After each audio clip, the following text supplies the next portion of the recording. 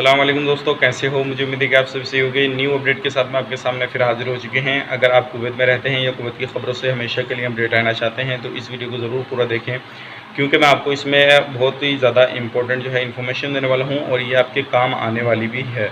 तो चलिए फिर वीडियो शुरू करते हैं, लेकिन उससे पहले बता देता हूँ, अगर आप हमारे चैनल पर पहली बार हैं तो चैनल को सब्सक्राइब करें और साथ ही साथ बेल आइकन ज़रूर प्रेस कर दें, ताकि इन फ्यूचर आपको लेटेस्ट अपडेट मिलती रहे और आप हमेशा हमारे साथ में जुड़े रहें।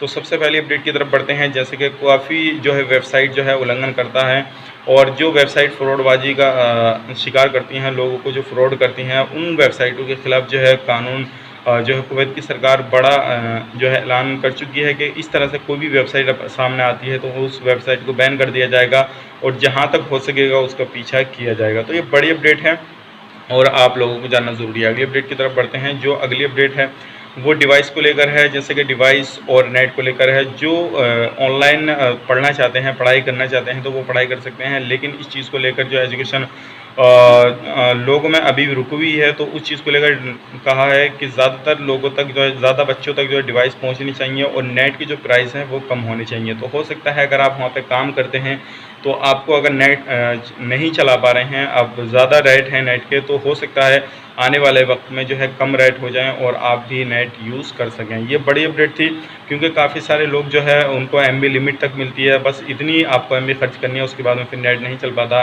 तो हो सकता है आने वाले वक्त में आप फुल इंजॉय कर सकें नेट का। तो ये बड़ी अपडेट निकल के आई है आप लोगों के लिए।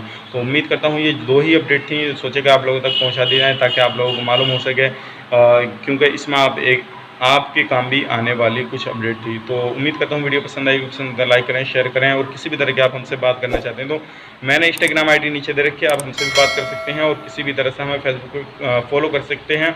वहाँ पे मैं कोई भी अपडेट आती है तुरंत वहाँ पे पोस्ट कर देता हूँ, ताकि आप लोगों तक सही जानकारी सबसे पहले पहुँच सके।